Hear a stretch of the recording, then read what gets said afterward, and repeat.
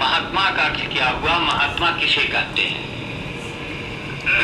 यहाँ नेहरू नगर चौराहे पर एक शास्त्री जी थे, आज इस दुनिया में नहीं है, उनकी केवल आवाज़ है। जिसकी आत्मा महान हो, सबको बराबर देखे, वसुधैव कुटुंबकम के अनुसार अपने को सबका एक परिवार का सदस्य माने और दूसरे को भी अपने परिवार का सदस्य माने। अपना यहाँ तक कि उसको अपना एक अंग मानना चाहिए। जितना हमको सुख होता है उसका दूसरे को भी उतना ही सुख होगा। जितना दुख हमको होता है उतना ही दुख दूसरे, उसी को महात्मा कहते हैं। महात्मा का अर्थ यही है। महात्मा आजकल जैसे लोग बने हुए घूम रहे हैं, इनको महात्मा नहीं करते, क्योंकि हमारे यहाँ मनुस्मृति में मनु जी ने बड़ा सुंदर कहा है, धृति क्षमा दमो सेयम शौचमिंद्रिय निग्रह धीर विद्या सत्यम क्रोधो दशकम धर्म लक्षणम। कहा गया है 10 प्रकार के अंग इकट्ठा हो एक अंगी धर्म बनता है। उसी को हमारे तुलसीदास जी ने अपने यहाँ बहुत सरल कर दिया है, परहित सरिस धर्म नहीं भाई। और इसको जाकर के 8वें कांड में खोला है कि परम धर्म श्रुति विदित अहिंसा। अहिंसा का अर्थ ये नहीं कि लाठी से सबको मारो, दूसरे के मन को दुखाओ, ये भी अहिंसा है। इसलिए लोगों को दूसरे का हित करना परम धर्म है। हित किससे होगा? हित का एक मुख्य अंग सेवा है। मुख्य अंग सेवा इसलिए है कि किसी के जैसे शंकर की पूजा करते हैं तो सेवा ही तो करते हैं, स्नान करते हैं, फूल चढ़ाते हैं और अच्छा चढ़ाते हैं, उनके नैवेद्य लगाते हैं, सेवा तो हुई। तो आदमी का ये धर्म है कि सेवा करके दूसरी आत्मा को प्रसन्न करे, तभी वो धन्य हो सकता है। जब दूसरे के हित में कुछ काम करेगा, दूसरे के कल्याण में कुछ काम करेगा, तभी वो अपना भी कार्य बना पाएगा, मतलब अपना भी धन्य हो जाएगा। निस्वार्थ होना बहुत आवश्यक है। हाँ, अच्छा शास्त्री जी, वो जरा शीतला अष्टमी के नाम के ऊपर आपको कुछ बता रहे थे, उसके गधों के बारे में, तो 2 शब्द उसके बारे में भी बताने की। हमारे यहाँ शक्ति, एक शक्ति जो है वो बहुत ही बड़ी पूजनीय, माननीय और सर्वोच्च है। जो शक्ति दुर्गा, शीतला, शारदा, कामाख्या, संकटा इस तरह से पुकारी जाती है अनेक नामों से, वो एक है। उसी में हमारी शीतला माँ है, जिनका वाहन आजकल जिसको गधा कहते हैं लोग, वो है।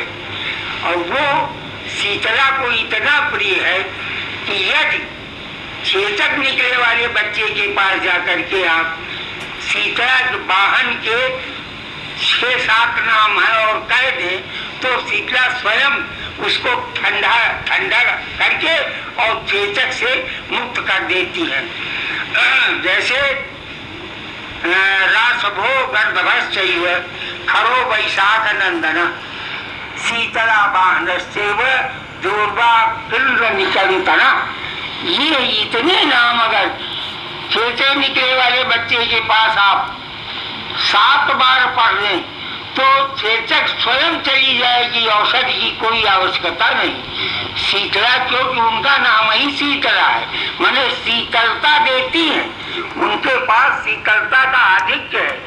उनके अंदर जो शीतलक तो है वो जब दूसरे को प्रदान करती हैं तो चेचक ऐसी बीमारी और चर्म रोग जैसे भी रोग है, इनको बहुत ही सरलता से दूर हो जाते हैं सर।